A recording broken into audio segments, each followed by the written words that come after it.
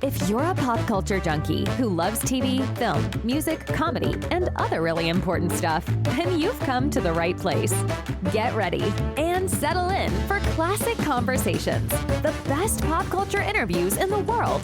That's right, we circled the globe so you don't have to. If you're ready to be the king of the water cooler, then you're ready for Classic Conversations with your host, Jeff Dwoskin. All right, friend. Thank you so much for that amazing introduction. You get the show going each and every week, and this week was no exception. Welcome, everybody, to episode 142 of Classic Conversations. As always, I am your host, Jeff Dwoskin. Great to have you back for another classic episode of Classic Conversations. That practically writes itself, doesn't it? It does. I have an amazing guest for you today. I cannot wait to share with you my conversation with the legendary Stuart Pankin. That's right. Earl Sinclair from Dinosaurs. Bob Charles from HBO's award-winning series, Not Necessarily the News. Loved him in Curb Your Enthusiasm. Honey, We Shrunk Ourselves. And so much more. Oh my goodness. An amazing conversation with Stuart Pankin is coming up in just a few minutes. All right, this is the part of the show where I put a little FOMO into your head. That's fear of missing out, where I recap a couple of the past episodes. Last Thursday, David Fishoff was my guest. David created the Rock and Roll Fantasy Camp, cool movie called Rock Camp, the movie, which showcases that fantasy experience is out. You can get that. But where David touched my life the most was he brought the Monkees back together for their 20th anniversary concert, which led them to the 30th, 40th, 50th, good times, everything. I give him full credit. He wasn't part of all the rest, but he got that ball rolling. So love him for that, the Monkees. And last week, also, Jay Kogan, episode 140, one of the original OGs on The Simpsons, Emmy Award winner for Frasier. That conversation is a laugh riot and tons of fun. So check those out. If you're a little behind, don't worry. You can always catch up. Once the podcasts are released, they're there forever. That's the beauty of it. That's the beauty of it. You know what else is beautiful? I'll tell you. Classic Conversations is charting in the film interviews category on Apple in the United States, Canada, Mexico, Netherlands, India, and Yemen. We were number 1 in Yemen, and now we're number 2. I don't know what happened. Some of the folks in Yemen maybe lost faith. I don't know. So I'm reaching out to all of you from Yemen. Please tune back in. Get me back to number 1 in Yemen. And everyone else in the United States, step it up a bit, would you? Need to get into the top 10 of TV film categories. If you're listening, go follow me on Apple. Download me on Apple Podcasts. If you have iOS device, give me 5 stars. Help me reach maximum awesomeness. I'll tell you what else is awesome. I mentioned Our Detroit way back. My podcast was up for Best Podcast in Detroit. I actually came in second place. Drew and Mike came in. Oh, hang on a second. How do people keep getting this number? Hello? Hi, Jeff. Oh my God. Hi, Summer Moore. How are you? Good. How are you? Oh, it's so great. Everyone, it's Summer Moore from episode 130. Star, not director of Pandemic Pillow Talk. Glad you remember. Not director, not ever. Yes. I can dream. What's going on? Well, we have some very exciting news. I love exciting news. Do tell. Well, it is our show, Pandemic Pillow Talk, is being considered for an Emmy nomination. It's on the ballot, and the voting's on Monday night. Ends on Monday night. They're voting right now, but it's up for a possibility of a nomination. That's incredible. I don't think I can vote, but in my heart, I'm voting. Me too. In my heart, I've voted like a million times, but... So do you find out, like, what is it, mid-July where they announce the Emmys? Is that when you would find out? That's a great question. I haven't gotten past Monday. So I know it's a while, which is kind of surprising to me because I would think it's like, we know, they count the ballots, but no, it's a while. I mean, it's for Outstanding Short Form Comedy Series, which is like one of the categories that you can get indie stuff into. But of course, you're competing against, the Studio Network stuff too. So that's where you're at a little bit of a disadvantage, or a lot, I should say. Well, you got Eric Roberts, though. We do. So we have Eric Roberts, but so do other projects. everyone this year has Eric Roberts in there. He's in quite a few. He's like, and the nominees are Eric Roberts. Eric Roberts. That's so exciting. I'm crossing my fingers for you, and whatever else I can cross, I'll do that as well. It's always great to hear awesome things happening for awesome people. You deserve the best, Summer. Oh, thank you. It's the first time this has ever been, the E word has ever been in my mouth. I mean, from this perspective, of all the projects, I just never, we basically got some feedback that was I think you really got a good shot of people who were in the Television Academy. So it was really? Really? We were really surprised, but yeah, we're really excited. It's been a lot of hard work to get the word out though, so. All right. Well, Pandemic Pillow Talk. Tell everyone the website again. PandemicPillowTalk.com, or you can watch us on YouTube at youtube.com/Pandemic Pillow Talk. Boom. Everyone do it. You got homework, everyone. Everyone listening, you want to be cool, go. So when the Emmy nominations come out, go, oh yeah, I already saw that. That's cool. That's awesome. That's right. Be cool. Be cool. Well, Summer, thank you so much for calling in and letting me know and letting us all know. We're all rooting for you. Thank you. I appreciate it so much. We all do. Woo! Woo! How about that? Summer Moore up for an Emmy for Pandemic Pillow Talk. Blanca Blanco called in last episode. Blanca got an Emmy FYC for her role in Tale of Tales on Tubi. I read Eric Peterson from Kevin Can F Himself, who's also been a guest on the show, is up for a potential Emmy. It's like everyone who goes on the show ends up getting a potential Emmy nomination. You can write that off as coincidence, or you can say the power of classic conversations. Boom. There we go. Exciting news for all of them. Congratulations to all.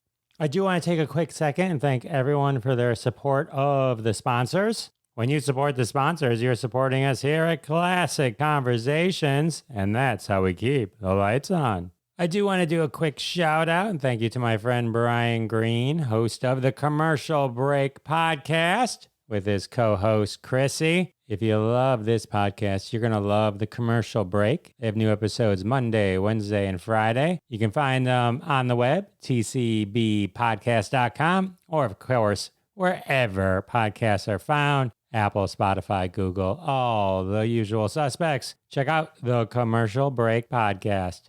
After you listen to this one, of course. They knew I was going to say that part. All good. They're awesome. Check them out. All right. Well, without further ado, Stuart Pankin is coming up right now. Loved him in Fatal Attraction. Not necessarily the news. Dinosaurs. Honey, We Shrunk Ourselves. Curb Your Enthusiasm. The list goes on and on. But enough intro. Enjoy. All right, everyone. I want to welcome to the show beloved actor, star of stage and both small and big screen. You loved him in Not Necessarily the News, Dinosaurs, Fatal Attraction, and a million other things. Welcome to the show, Stuart Pankin. Hey. Hi, Stuart. Yay. Nice to be here. Good to have you. It's a joy to speak with you. I'm a big fan of Not Necessarily the News. Me too. I know. You were awesome in it. It was funny because two of the original writers on the show, Mike Reese and Al Jean. Yeah, whatever happened to them? I don't know. They faded into obscurity. But it was funny because they were both on the podcast, and I would bring up Not Necessarily the News, and I don't remember if it was one or both. They both had the same reaction of are you just saying that because you read it? I'm like, no, I love that show. Wait a minute, those guys didn't love Not the News, didn't like working on it? Maybe they didn't realize how old I was or something like that, and that I had actually really seen it. You're talking about a multi-award-winning show. I know it. You gotta love it. They had to do it. I know they did stuff like the Simpsons and all that other little piddly stuff, but Not the News. That's the apex, baby. That's the jewel in the crown. The funniest shows HBO has ever produced. I think they just were calling me out from just reading off of IMDb or something like that. They were just testing me. But it was your name that I said, no, Stuart Pankin. I'm a big fan. And then what did they say to that? I think once they kind of realized I was real deal in them, that I think it all went smooth from there. But oh, good. They're very talented. Amazing set of writers. Conan was in that writing group as Yes, well. he was for a while. Wrote some great jokes. Very cool. Very cool. All right. So, well, but before, not necessarily the news, what led you to that? Like, where was little Stuart Pankin, like at home growing up as like, pre-bar mitzvah, post-bar mitzvah? Like, where was it that you decided acting and theater and all that was for you? This is a pretty open-ended question. You got a few hours? Well, yeah. Okay. Well, the thing is, when I was a kid, I always enjoyed dancing around and making funny stuff with my family at dinners and stuff.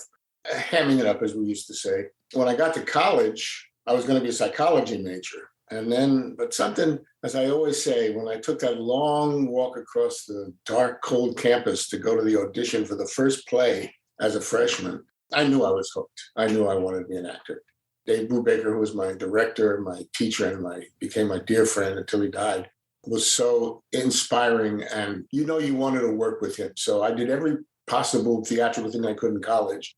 And that's what did it to me. I mean, and then I after college, I applied and got into Columbia Graduate School and studied more there. And then, just got out in the world and tried to get work. But that's what happened. I mean, college really kicked me off to be an actor. At a certain point when you're deciding to be an actor, do you decide, I'm going stage or I'm going for TV or movies? Like, no. In the East, when I was at Columbia, it was all stage. I mean, it was, I worked for a year at Lincoln Center. I worked for 2 summers at the Shakespeare Festival, did some off-Broadway and off-Broadway things, little black box theaters, as we call them, down in the Village, plays I remember doing, but don't remember anything about. I mean, you did theater, and that's what you love. People in New York used to show up at auditions for plays, not knowing what the play was, read for it. And then when you got the job and you got there, you finally read the script and you said, you didn't care. You just wanted the job. Television, I never did any film work of any. I was an extra in a movie called Next Stop Greenwich Village, which was a wonderful movie. That's an interesting story too. I mean, I was so curious. I used to sneak down from the extra holding room to the set to see what was going on, and stand behind the camera. I'd never seen it. I'd never seen a movie set before. I never saw walls move, and lights and things in the background with chimneys that actually smoke, but you're on a set. And it was fascinating. It was just fascinating. And they rewarded me by giving me a line, in the movie. So they bumped me up from, an extra to a day player one day. But I never did anything, in film to speak of in New York. In fact, the thing that goes through my mind is when you're in New York, you always say, how do I get to California? How do I get to Hollywood? How do I get to television movies? And then when you're in television movies, you say, how do I get back to New York? How do I get back into the theater? How can I do plays? Because plays, I worked, my wife helped form a summer theater in Latrobe, Pennsylvania, outside of Pittsburgh, connected with her college. And it eventually turned into a really good equity company. And I worked there for years with her and a bunch of great actors. So in the East, the theater was the thing to do. Getting out to California, if you're interested, and I'm sure you are because you're just making me get up in the morning to talk to you. I did a show called Joseph and the Amazing Technicolor Dreamcoat. It was the first New York production of that play that's gone on to be, fairly successful. Agents saw me in that. And that's how I got an audition for and got the job for the San Pedro Beach Bums in California, which was Aaron Spelling's first and last attempt at hour-long comedy. And that's what got me out here. We kept our apartment in New York for years thinking we'd go back. We do this California stuff. What the heck? I stayed and I just started to look for work and then got pretty good at it. Very cool. You created some of the roles, Reuben and Queen Victoria. Is that right? Reuben and Queen Victoria. Yes. Joseph and the Amazing Technicolor, about the 12 tribes of Israel, and Reuben was the oldest brother, and I played him. And also there was a little bit where Queen Victoria, shows up in the audience dressed in her full regalia, going, "Poor Joseph, what are you going to," and all this silly stuff. So yes, I did create that in this country. I mean, they did it in England, but in America, yeah, you're looking at the creator of Queen Victoria. I saw that in Detroit. You saw Joseph? Yeah, with Donny Osmond. Oh no, that was not my production. No, not your production. But I've seen the play. I'm just saying. Yeah, I think it's great. I missed your production. Oh, what the hell? Where were you? Likely because I may not have been born. Yes, you could have done it in vitro. I regret to inform I will not be in attendance. So there's a certain thrill, right? I mean, I do stand-up comedy, but there's a certain thrill to doing stage, I would imagine, versus TV or movies because the immediate reaction. I mean, do you still crave that? Do you love that? Would you? Oh yeah, yeah. It's my absolute first love, and the difference in stage and film, for the most part, I mean, is night and day. The yin and yang, the alpha and the omega. I'll come up with some work later. Yeah, the immediate reaction, the ability on stage to rehearse. Something's being delivered. Don't worry about it. It's just I'm a drug dealer, and that's one of my mules. So don't worry about that.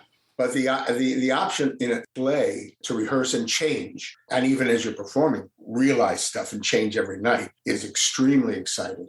I mean, there's a story of Zoe Caldwell who won a Tony Award for a play. I forget. She came to Columbia to talk. She won a Tony Award, and the last night of the last production, she walked off stage and said to the stage manager, "I finally figured out how to play that scene." So that's the beauty of the theater. In film and television, you know, if you're in a big budget movie, you probably get some rehearsal time. I mean, I did a movie called Scavenger Hunt, and we did that in Boston, and we were there a week doing some stuff. And there are big budget movies that will rehearse a month, but usually, you know, character actors and et cetera, you come in as a guest spot, and you know, if they talk to you, you're lucky, and you do your job, you go home. You know, even on a movie, if you're lucky enough to be there for a long period of time, you don't get a lot of rehearsal. You get to make a lot of friends, but you don't get a lot of rehearsal. And you just got to come in with the goods. You know, you have to, there's just too many good actors out there. So when you audition for stuff, you got to be confident that you got it and that you can get the job. You walk into that room knowing, I'm here to solve your problem.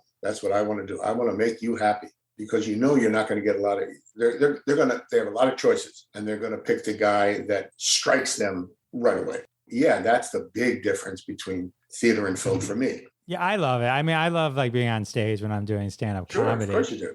And that's hard what you do.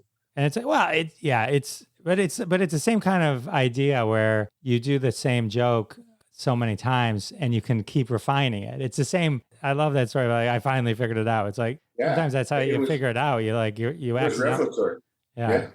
All right. So you do the San Pedro Bums, and they decide, well, we're going to pick that up, but we're going to add beach to it.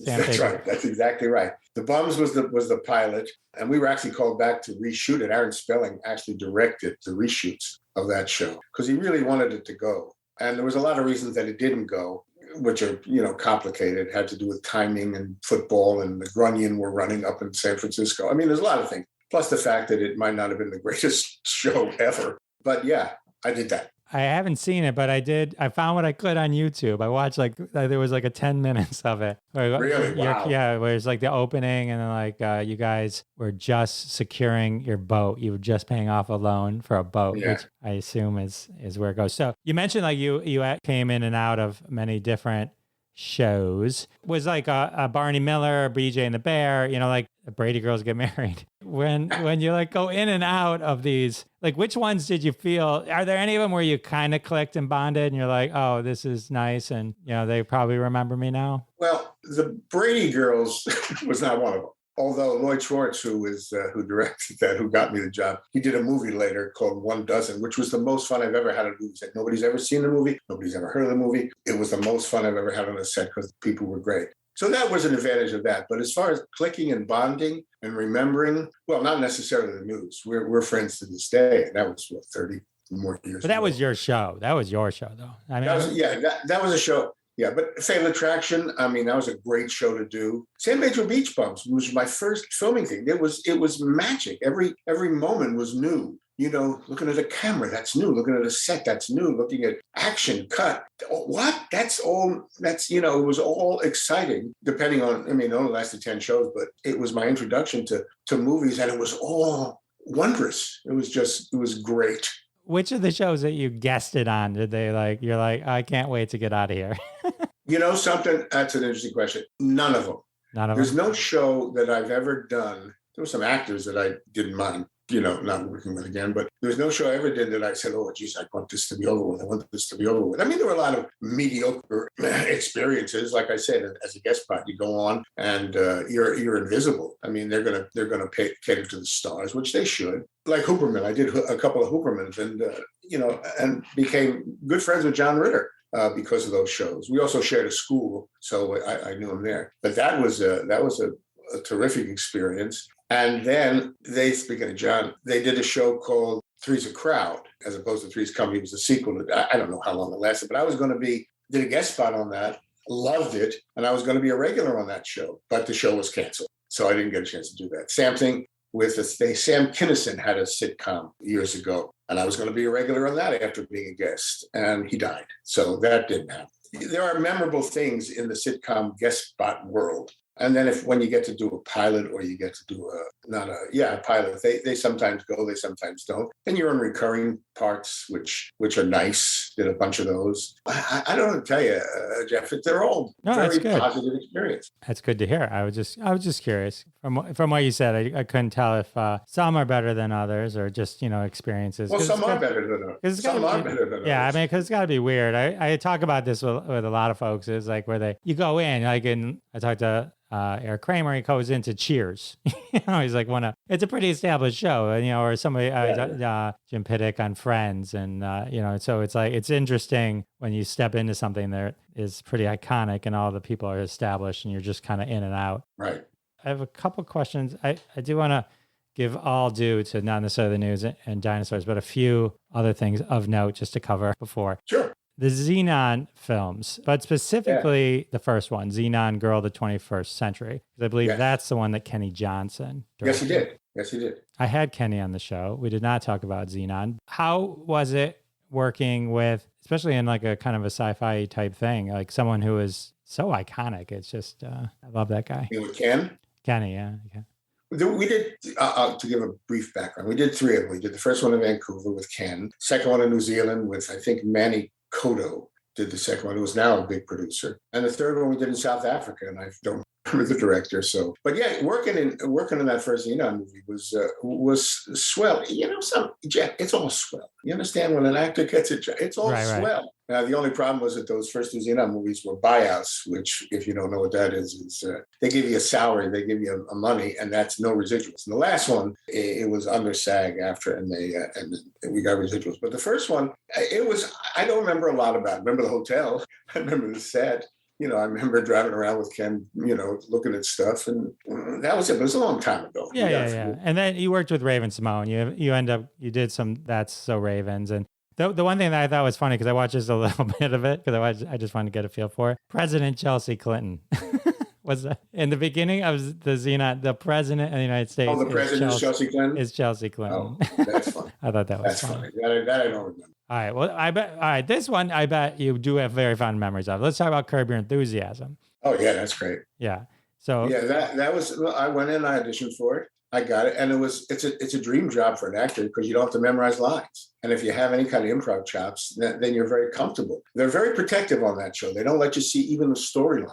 You ask an AD or what's it about? What am I going to do? He says, they'll tell you on the set. I mean, it was that kind of stuff. And you get on the set with Larry, and they sort of tell you what needs to be said. They know who you are, but it needs to, and that you got to get from point A to point B, and then you just go with it. And if you say something wrong, they'll say, cut. No, you got to get the information that the camel died in the desert. Okay. So Larry, the camel died in the desert, and then we all went to Cairo. No, cut. You can't say Cairo because blah, blah. And that's the way that show went. I mean, it was all improvised and led by the director and led by Larry as to what you had to say and what needed to be said. It was great. It was fun. I don't know if I did it at the same time, but I ended up in 2 episodes, which was and the ski lift, as I recall, was one of the more popular ones. The girl Iris Bear, I think she played my daughter, very talented actress, and the ski lift was great. And then I think I did the Chinese bookie, and I had a scene. Korean bookie. Thank you. I don't want to culturally appropriate anything incorrectly. Yeah, it was great. I mean, it was a very interesting, different for an actor. It's a totally that kind of deal is a different experience. I mean, I remember on the set, Larry was talking to a bunch of people. Jeff Garland was there, and Larry said to Jeff, who was very quiet, he said, "Jeff, jump in anytime you want to." And he said, "No, this is all sweet. This is all sugar. I'm just sitting here listening." I mean, it's that kind of a set. It was great. It was a terrific experience, different and worthwhile. Yeah, I was kind of rewatching. I like to rewatch stuff just because you got the memories and then just kind of fill them in. But you played an Orthodox Jew who is the head of the Kidney Consortium. Kidney Consortium. Everybody thinks I played a rabbi, but I did not. Orthodox Jew. And then Larry pretends to be very Orthodox to kind of get on your good side. to get a kidney for Richard Lewis. That's exactly right. That's exactly. And I eventually gave it to him. I think he wore me down. He brought me to a ski lodge and sweet talked me and wore me down. Oh no, it didn't work out because in typical Curb fashion, you gave it to him, but then your daughter and him, the person who played your daughter and him, were stuck on a ski lift. Sunset was happening. Oh right. She had to jump off the ski. She jumped off the ski lift because she didn't want to be alone with a man after dark. Yes. And then that's what the Korean bookie was. He came to say, what the hell's going on? And I said, I'm going to do what I want with the money that you gave me. And I don't have to die. I don't owe you any. Yeah, I remember that. It was great. So it's funny. Like you said, though, the ski lift voted by Variety, and this was done around the time there was about 100 episodes, the number 4 best Curb Your Enthusiasm episode. Wow, that's great to know. That's great to know. I want to know what the first 3 are, because then I'm going to deal with those. I wish I had written it down. Another ranking put you in the top 15, that particular episode. So it definitely is considered one of the most favored episodes. That's great. That's good to hear. Thanks. So good for you. And Larry trying to speak Hebrew. Were you really speaking Hebrew or were you both faking it? No comment. Because Larry pretending to speak Hebrew when you would speak Hebrew to him was one of the funniest things. I spoke a few words, but a lot of it was not real. No comment. Or as we say in Yiddish, don't get all mashugna on me. All right. Oh, I saw you were on For Your Love. I had Dee Dee Pfeiffer on the show. I love that sitcom when it was on. She's great. Yeah, I had a crush on her. Yeah, For Your Love I turned out to be a recurring character, and those guys were great. I mean, Dee Dee and James Lejour. James Lejour and I became friends after that. We used to hang out occasionally. No, that was great. I mean, because it became recurring. That's an actor's dream. You do a guest spot, and all of a sudden, as they come back, I say, just clear the path, sweep the leaves. I'm there. Okay, awesome. All right, so let's talk about not necessarily the news. How about that? Okay. Not necessarily the news. Ran on HBO, 1982 to 1990. I think you were with it. Maybe not the last year, but otherwise the whole 88. time. 88, 82, 83, 45, 6, 7. 82 to 88 was our cast, was our guys. This is based on a BBC show, as many shows are. Yeah. Not the 9 o'clock news with Rowan Atkinson and Pamela Stevenson. Was it Rowan Atkinson? Interesting. I didn't know that. I know. Well, hey, good thing you're here. It's a very good thing I'm here, or I'd be dead.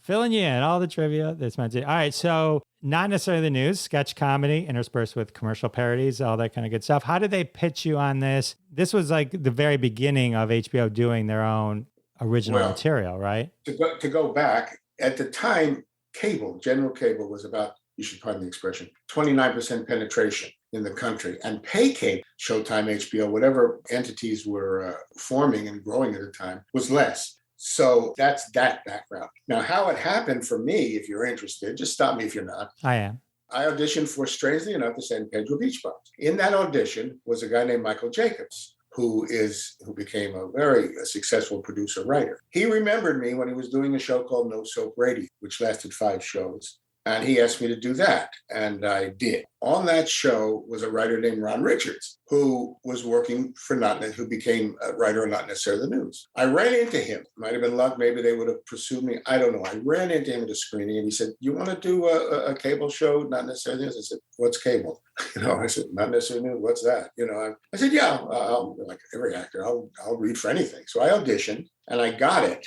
And in the beginning, it was guerrilla television. I mean, our first dressing room was the men's room at the Shell station in Simi Valley. And they asked us to buy gas from the Shell station so we could stay in the men's room where the makeup stuff was set up. But the girls, Nancy Severson was our location manager, Doc Sevenson's daughter, great lady, great man. I guess they didn't want to pay I guess it costs to pay for permits to shoot. So she would steal locations. And the girls, we were in the mountains and the girls were changing clothes behind open doors, and behind rocks and stuff. And it was real. I mean, I remember being called 5:30 in the morning, quitting at 12, being called 5:30 the next morning. And I said to the producer, "I can't do this. I'm going to die." So things got a little better. Then we got some sort of a Winnebago thing, and then the show became popular, and things started to become. It wasn't like, "Oh, I'm doing Not Necessarily News. What's that? Oh, never mind. It's just a little." To the point where it became, extremely popular in the cable world. and it was life-changing and career-changing for me to do that show. So I got a number of good things to say about that. And we're still, we're still friends. What actors are left? The great Danny Breen passed away a while ago. But Mitch Lawrence, Annie Bloom, we're still, good friends. That's awesome. Oh, it was funny as I was kind of looking at it. I was like, oh, Mitch Lawrence. I loved him in Eddie and the Cruisers. And then I go to look and I'm like, wait a minute, he wasn't in that movie. I realized he has a twin. He has an identical twin brother. Yeah, identical twin. They're both great guys. Mitchie is a spectacular guy. I know Mitch better than I know. I worked with Matt for a little bit, but Mitch, he's one of my favorite human beings. He's a great guy. Rich Hall. What was your Rich Hall? Why Rich Hall was the only one in the cast that played himself? Yeah. We didn't. Rich Hall could have stayed by himself. He did his own thing. Wrote his own material. He performed his own material. So we didn't really, we obviously saw each other and bumped into each other in the hall, but I don't think I ever did a scene with Rich. I don't think any of the cast that I can remember, but it was 6 years, so who knows, did a scene of any length or importance with Rich. He was basically his own man. Ron Richards, from what I understand, actually created Sniglets, and then Rich took it and ran with it and became the Sniglets guy, and that's what made him so popular. But yeah, Rich was, he's a funny guy, but I think he's in England now, but he's, nobody really hung out with him. I think he had leprosy. So how did you guys feel when he went to Saturday Night Live and then came back? I don't know that. I didn't realize that he went to Saturday Night Live and then came back. I didn't have any knowledge of it. Okay. Came back with our shows, 82 to 88? Yeah, he was in 84. He did a season on Saturday Night Live, and then he came back and then eventually came back full time. No memory of that. No memory. That's how well we got along. So it sounds like the whole cast was pretty tight, and then there was Rich Hall. Well, yeah. That's just the way it is. I think it was his choice. He said to them, "I'm not a sketch guy. I'll do my own sketches," and he did. He did a few sketches, but mostly sat and talked about Sniglets and about.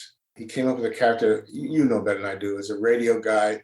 That's the end of the story. That's the story. He did that guy. I don't know who it is. The real one's Paul Harvey. Paul Harvey. He did Paul Harvey. Thank you. You're very bright. Yeah, he did that, but he stayed by himself. There's not much more to say about that. We never slept together, so it became a totally platonic relationship. Interesting, and not surprising, but definitely interesting. So was it irritating then that Sniglets was like such a popular thing to explode from the show because that was his, and he was like not really and he was making money from it. Books, mugs, magazines. Yeah, it wasn't. I don't think it was irritating. It might have flitted through our brains that, oh, geez, it'd be nice if we could cash in on some of that. But no, I don't think so. I hope we shared the money with Ron Richards because I think Ron was the guy who created the idea of Sniglets. So I hope that Ron got some benefit out of that. But the rest of us, I didn't share any money from him for the work that I got because of not necessarily the news. So he didn't have to share anything with me. So just to kind of put it in perspective, in 1982, when the show debuted, according to the information I found, there were 10 million subscribers to HBO. 10 million. And then today there's somewhere between 73 and 80 million. Wow. So, but 10 million's a lot. 10 million is more than I thought. That's interesting. It's more than I thought. Well, yeah, source internet. So. Oh, well, you got to believe source internet. Yeah, you got to believe. Or SI, as we call it. So it's here's a couple of tidbits. The show is considered an inspiration and predecessor to future news satirical programs, The Daily Show, The Colbert Report, and Last Week Tonight, among others. Yeah, people say that a lot. And that's great. It's great. You walked so they could run. I always was disappointed that Conan, when he had a show, didn't have a not necessarily a news reunion, bring us all onto a show and to talk to him. Have you guys ever gotten together? Conan? No. Have you any the cast? I know you guys are friends. Is any like Jimmy Kimmel? Anyone like anyone ever brought you guys together? Just as No. The only thing we got together with. People always say, "Are you going to do a reunion show?" No. And there's a lot of reasons why, or do another series. I'm not necessarily. There's a lot of reasons that's not going to happen. Mostly because it'd be too expensive. The writers' union is real strong. Blah blah blah. Anyway, you don't have to know that. The only time we got together after the show was when the new show was on with Tom Parks and Annabelle Gurwitch. The old cast came back as a guest group on that show. And that's the last time we ever got together to work together. socially, we whenever Mitchie's in town or Andy's around, we see each other as often as we can. When Danny was alive, we'd have lunch and blah, blah, blah. So, but as far as working, the new version of Not the News was the last time we all got together to work, as opposed, with the exception of, God rest his sweet soul, Danny's funeral, when Mitchie came in and everybody came, and then we saw each other there. But that's it. It's not on HBO Max, so it's HBO, the streaming, Oh. but there are some episodes on YouTube. Yeah, there are a lot of clips and episodes on YouTube. Sometimes I watch them just to remember what the hell's going on. Really? My past. Really? Yeah. Really? Yeah, sometimes. I mean, I don't sit down and watch whole episodes, but if I need a scene or something, if I want to grab a scene off the computer, I'll look at some of my old stuff, and if not necessarily the news is on, I'll look at a sketch or two. Is that so wrong, Jeff? Is that so wrong of me? No, I think it's great. I mean, it's like watching home movies, right? I mean, it's like you just. Yeah. Well, and also it reminds you of the past and a positive. Just speaking of looking at old stuff, I remember running into Pat Harrington, again, wonderful actor, at an audition. And he said to me, you know what I do before I walk into an audition? I look at my resume and remind myself, what I've done and how successful I've been and how good I could be, to boost yourself up. And sometimes looking at your old stuff, you say to yourself, I wasn't bad. If somebody called me for an audition or a job, I could do that. I'm okay. You got chops. I got chops. The interesting thing watching, a lot of it holds up. I was laughing just as much as I remember watching it the first time. And Great. What struck me also is it was like somehow whoever wrote it, edited, put it together, it's just funny. Like what I mean by that is like with Saturday Night Live in a 5-minute skit, it's not 5 minutes of funny. Like everything in a Not Necessarily the News segment really was either just helping it be about to be funny or was just funny. And then you cut away. Like there was no like extra. It was great. That's very perceptive. You're absolutely, those Saturday Night Live sketches go on forever. Not the news. It was always, brevity is the soul of wit, as somebody said.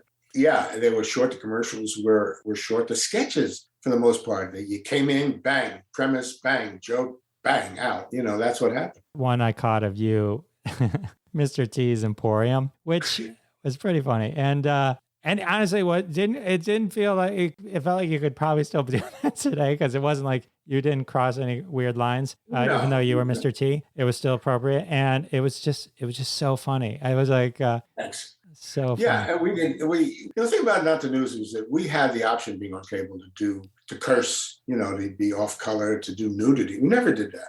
The writers, producers never opted for that way to go. It was always, except for the fact kids might not understand the political ramifications or the parodies. It was always, kind of if you want to say it, family oriented. I mean, it was family. Families could watch the show without parents going, "Oh, turn that off." It was fun for the whole family. It was. It's good natured, just really funny, and it's like the way I had forgotten like how funny it was, like taking the real clips and dubbing them. And that's another thing. When we use real clips, real people, they never put words in the mouths of the real people. They always perform the clips as written. They used to look at ABC Newsfeed, the unedited newsfeed, and pull stuff off, which is why you get some very funny stuff. But they never put words in the mouths. If I interviewed Henry Kissinger, that's what Henry Kissinger was saying. And then they wrote around that to make that funny. So that was, I think it's admirable. It's easy to put words in people's mouths. I think that's cheap. It's easy. Well, right. The humor is in making what they actually said, changing the context of that based on the question or something like that to make that funny. Exactly. Absolutely. One of my favorite sketches was Henry Kissinger. He was talking about political something, but they made him look like he was pitching a script to a producer. I was a producer. And, it's about this man who Henry, come on, Henry. Speed it up. I don't got all day. I got to get X. But they took exactly what you said. They built around what he actually said to make it funny. And then, just to round this off, is I found an article, Screen Rant.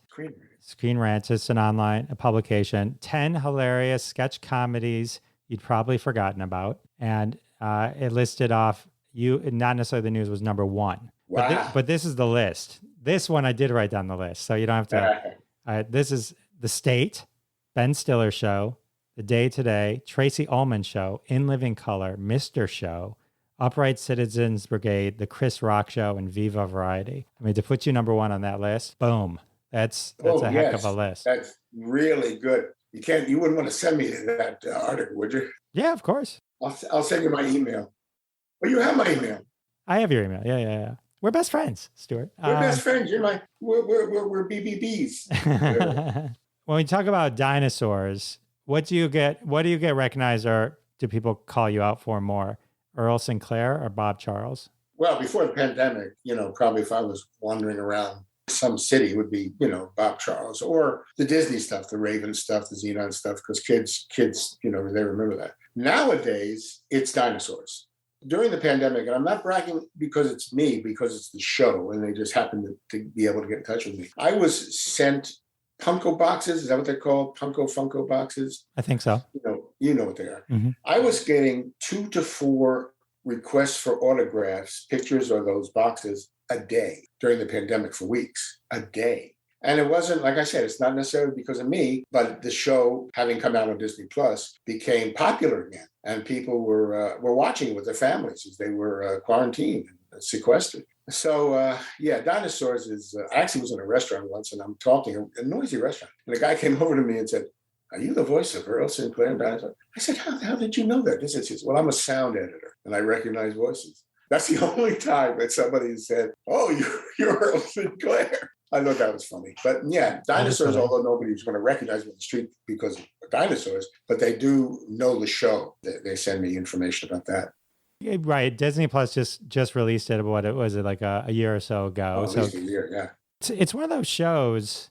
It was only on from 91 to 94. So, right, only like 4 seasons. Right. Yeah. But it's like there's a million shows that were on for 4 seasons only, or even a million shows that were on for more than 4 seasons that nobody has any recollection of whatsoever. Yeah. But for some reason, Dinosaurs, it just stayed in everyone's head. I mean, there's all the time I'll be like, "Not the mama." You know what I mean? It's like, that was a horrible Kevin Clash. But I apologize. When you were kind of starting to do this, like, did you recognize, like, oh, this is kind of special? I know it was Jim Henson and all Henson Productions and all that kind of stuff, but that's an interesting question. It's like to drop a name of the movie, Fatal Attraction. When we were doing Fatal Attraction, nobody knew it was going to become the kind of the movie that it became. You do the movie. Same thing with Dinosaurs. We did Dinosaurs. We knew it looked great. I mean, it was the most expensive half-hour television, maybe even to this day, that it was ever on television. And we used to, but to know that it was going to be as popular, no. I mean, not until guys used to say, "Not the mama," and hardly a moment. I mean, when that stuff started happening, you say, "Hey, Jesus, people are watching the show." And a lot of people talk about the ending, the last episode. That seems to be a point that people mention when they're talking dinosaurs. You know what I'm talking about? I'm familiar. I'm prepared to have a full conversation on the very last episode. You had who? I'm ready to talk to you about wax fruit. Of course, you need a wax fruit for a factory. Wax fruit doesn't grow on trees, You know a hell of a lot more than I do. I actually watched it a little bit ago, and I don't remember half the stuff you do. Yeah, but Dinosaurs, it was, as I used to say, as I say all the time, it's a job that I loved having, and it's very hard to do because you're in a booth for 6-8 hours doing these, replacing the puppet movements, the mouth movements of the puppeteers. My Henson puppeteer was a little guy like this. He talked like this. He was Mac Wilson. So obviously they didn't want that. So they hired actors to replace that. But I got the job before we did they produced it before they started production, obviously. Did you, when you do it's voice acting, did you still get to know the rest of the cast, like the late great Jessica Walter and Sally Struthers? Like, were you guys there, or do you do like voices individually, or how does that? No. Well, in the beginning, we used to sit around the table and read the script. We did that for 2 or 3 weeks. And then they realized we didn't really have to do that because everybody worked alone and you basically were relegated to what the puppeteers gave you and what the content of the script was. I run into Sally. Jessica and I became friends. The great Jessica Walters. She's the best. And but as far as the other people, Sam McMurray, who played Roy in the show, he became a friend. We played golf all the time. To jump back, Tom, the guy who replaced me in Not Necessarily the News, we became friends. We played golf buddies. But no, we didn't hang out a lot. It was all individual. We always went into the booth alone with our producer, Kim Rosenfeld, and we did the show that way. And that's the way we did it. And it was lonely, intense, but it was funny. I mean, you're right. It was funny. People remembered it. Again, the kids appreciated the puppets and the funny voices, and the adults appreciated the political, satire. So it was all swell. Did you know Dava Savell? Dava Savell? Oh, Dava Savell, yeah. So, I interviewed her. She said Dinosaurs is one of her favorite things she ever did ever. Yeah, it's great. Actually, she asked me to do, and I did there was a plays that they read at the Writers Guild, and she asked me to do that, so I did that. So yeah, I mean, she's a very talented lady. Oh, absolutely. She liked Dinosaurs, right? As I recall, it was one of her favorite things, like the set, everything. Yeah.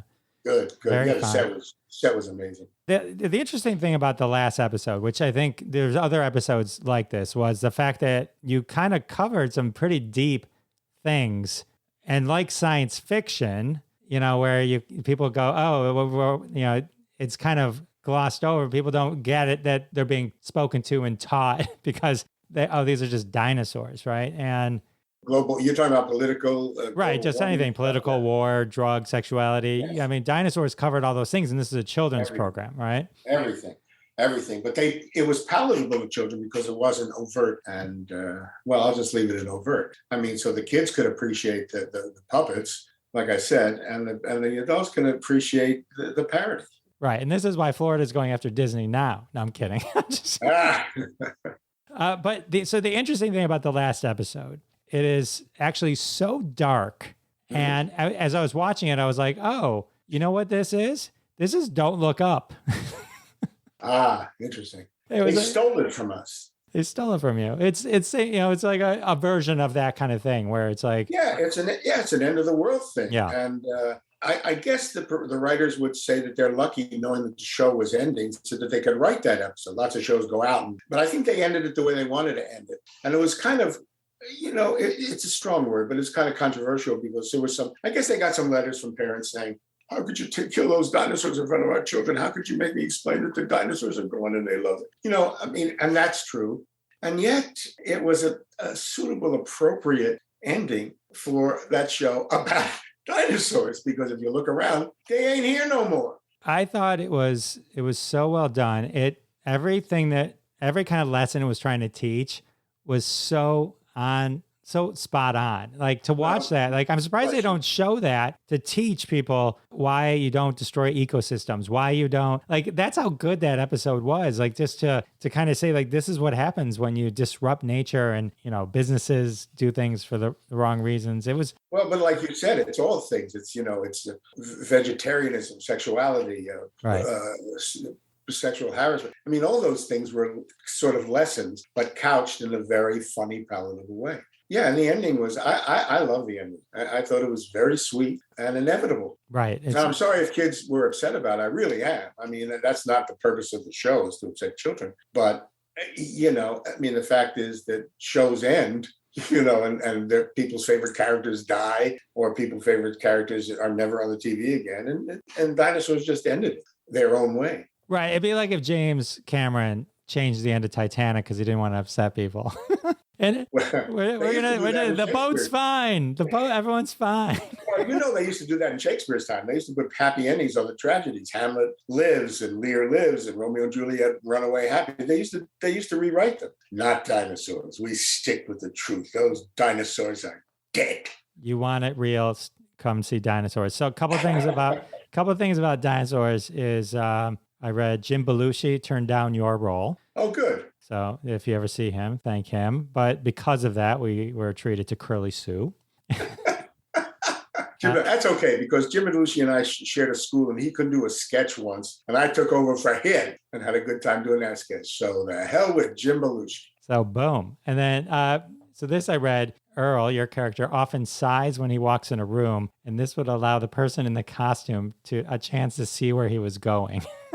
Yes, I heard that too. You open the mouth and go, so you can see. And then the characters' names are petroleum corporations. Sinclair, yes. Hess, BP. So that's all funny. And then actually very little merchandise was made for the show, which is a miss. Yeah, I think so. Because the baby would have been like, that was Baby Yoda before Baby Yoda, Baby Sinclair. Well, if they made a baby doll, I think that would have gone off the shelves, man. I think people love that baby. Oh yeah, I still love the baby. And then a lot of guest voices. Sherman Hemsley was a regular, but I read Jason Alexander, Julie Louis-Dreyfus, and Michael Richards all did a voice, but I did not see Jerry Seinfeld's name. So you had almost the whole cast. Right. Tim Curry was a big repeating. Tim Curry, right? Not Peter Onorati, although he might have done a voice. Yeah, there's a lot. Actually, to lift up the carpet, I said to the producers once, I got a lot of really talented actor friends that would love to do voices. And they said, no, we want celebrities, which was always strange to me because, maybe you recognize the voice, maybe you didn't, but that doesn't necessarily mean it's going to make it better. I mean, all those guys did a great job, but I just wanted to give my friends an opportunity to work. Very nice of you. It didn't work, but thank you. You just need more famous friends. No, I'm just kidding. So, Honey, We Shrunk Ourselves. Interestingly, Rick Moranis' final live action role. But also, interestingly enough, what I read was it's the first live action direct-to-video movie. Yes. That's the truth. Dean Cundey, who was Spielberg's, cinematographer for years, directed it. It might have been one of his first directing jobs. And it was indeed the first made-for-video movie. Speaking about, and people recognize me from that too. I mean, they mentioned that. Because that seems to be a popular crowd pleaser. It was again cool. It was all green screen and blue screen and special effects, and it was fine. And Rick was great. I'd worked with him before in a movie called Big Bully. He's an admirable person. He gave up. His wife died tragically, much too young, and he gave up the business to be with his kids, to be a father to his kids. You can't fault any of that. I mean, that's admirable. No, it's an amazing story what Rick Moranis did, walking away from everything for his family. Very admirable. Very admirable. And he's a nice guy, man. We had Jags and laughing on that set that went on for a long time. Mila Kunis, that was one of her very first roles, was that movie? Yes, that's right. And then I did a series called Nick Freno, and she was on there too. I guess I worked with her twice. Does she remember me? Does she ever call? Does she send a card? I have an email into her, so I'll ask her. Yeah, you just tell her that she should remember me. And then your daughter, pre-Nexium, I assume, was Allison Mack. Yeah. Well, when I knew her, she was a sweetie. She was adorable. I loved her on Smallville. She was great in Smallville. Yeah. And then things happened. Yeah, I was a big fan of hers, actually. Yeah, very, very sweet, wonderful little girl. Bug Hall was in that movie. Oh, yeah. Okay, yeah. I didn't have time to write down to everybody. Well, what the hell did you do last night? Did you get to sleep too early? I got it. Oh, man. So tell me about working with Mel Brooks. Life stinks. Who? Mel Brooks. Mel Brooks. That's one of my favorite lines from The Simpsons. Mel Brooks is Jewish? Yeah, that's an interesting story. Again, how much time do we have? 3 minutes? It was interesting. It's just too long a story to tell you. Okay. I just ran into Rudy DeLuca at a party. I got to that party through very wonderful circumstances, which we'll talk about the next time we talk. And he said, "Hey, you want to come in and audition for a movie with Mel Brooks?" I said, "Yes." So I did. And as a matter of fact, I don't think I even auditioned. I think I just went in and met him. I think he just gave the jobs to people he wanted to, like Jeff Tambor and a lot of the other actors. But yeah, it was an incredibly difficult time because one, it was one of the hottest spells in Los Angeles. Two, he was the writer, the producer, the star, and he had a lot on his plate, but he was always, generous and pleasant to work with. And as a matter of fact, because of that, he put me in another movie that the Brooks film did called The Vagrant, which probably not many people know about. It was a very interesting movie with Bill Paxton, the late Bill Paxton. And then I worked with Mel again in Mad About You. He was a guest star. I was a guest star in A Kingdom by the Sea. Very cool. Yeah, he was great to me. He was a little rough with his friends. I mean, he hires his friends and he knows them very well, so he snips at them occasionally. But he was terrific. That's awesome. And then I'm looking at the time. We're at the end of our we're running time. out of time. Running out of time. I open the whole day for you. I'm here till 3:00. If you want, we haven't even touched on Mannequin 2. What? Oh my God. We'll do it next time. Which, by the way, there is a 10-minute cut of Mannequin 2 where it's just your scenes on YouTube. Really? Yeah. I will email you that as well. Yeah. How was I? Did you like me? You were great. You had a lot of funny lines. I Smell Dust. That was a good one. That was really fun. Yeah. I wrote a lot of that stuff. I just got to tell you, brag a little bit. I wrote a lot of that stuff because the director, Stuart Raffel, let me. So that, I appreciate that. We'll talk about that later. It was a lot of fun because it was back in Philadelphia. That's my hometown. Oh, okay. It was kind of fun to be back. Well, that was fun. All right. So we'll have to pick it up another time. But this was great. I can't thank you enough. Anytime, pal. It's such a pleasure talking to you. You are so prepared and pleasant to talk to. Oh, well, thank you. Prepared and pleasant. Yeah, prepared and pleasant. The two P's that you need to do as a podcast. I've had some good podcasts and I've had some real stinkos. So you're not one of the stinkos. You are anti-stinko. Keep talking. These are all the quotes now on my thing. Not stinko. Jeff Dworkin is anti-stinko. You can use that. Thank you. Thank you so much. This was a pleasure. Thank you. Pleasure, pal. Pleasure. Anytime. All right. How amazing was Stuart Pankin? I promised you classic. I delivered classic. There you go. Boom.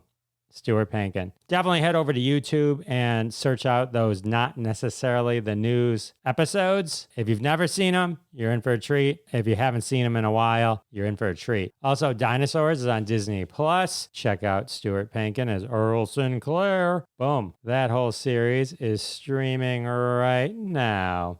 Well, with the interview over, it can only mean one thing. That's right. It's time for another trending hashtag from the family of hashtags at Hashtag Roundup. Download the free, always free Hashtag Roundup app at the Google Play Store or iTunes App Store. Receive a notification, tweet along with us, and one day one of your tweets may show up on a future episode of Classic Conversations. Fame and fortune await you. Follow us also on Twitter at Hashtag Roundup and play along every day. All right, today's hashtag is Hashtag Dino Competition Shows. From the Sneaky Fridays hashtag game, hosted by Sneaky Varmint and Devlin Wilder. Hashtag Dino Competition Shows, the ultimate mashup of dinosaurs and competition television shows. Didn't think it existed? It exists. Here it is. Of course, inspired by Stuart Pankin's amazing show, Dinosaurs. All right, let's read some Hashtag Dino Competition Show tweets. The world is lava. America's next Triceratops model. The price is bite. Let's make a Dilophosaur. The screechy voice. The weakest evolutionary link. You are the weakest evolutionary link. These are all examples of Hashtag Dino Competition Shows. Fear Raptor with your host, Joe Rogan. Who wants to marry a fossil? Dancing with the Shooting Stars. So you think you need hands? That's a T-Rex classic. Project Runaway. And our final Hashtag Dino Competition Shows tweet, The Bachelorosaurus. Oh, there you go. Hashtag Dino Competition Shows. All retweeted at Jeff Dwoskin Show on Twitter. Go retweet them, show them some love. Got your own? Tweet it with Hashtag Dino Competition Shows hashtag. Tag us at Jeff Dwoskin Show. I'll show you some Twitter love. All right, well, with the hashtag over and the interview over, it can only mean one thing. We've come to the end of another episode of Classic Conversations. Can't believe it. Episode 142 has come to an end. I want to thank my special guest, Stuart Pankin. I want to thank my special call-in guest, Summer Moore. And of course, I want to thank all of you for coming back week after week. I can't thank you enough. It means the world to me. And I'll see you next time. Thanks so much for listening to this episode of Classic Conversations. If you like what you heard, don't be shy and give us a follow on your favorite podcast app. Also, why not go ahead and tell all your friends about the show? You strike us as the kind of person that people listen to. Thanks in advance for spreading the word, and we'll catch you next time on Classic Conversations.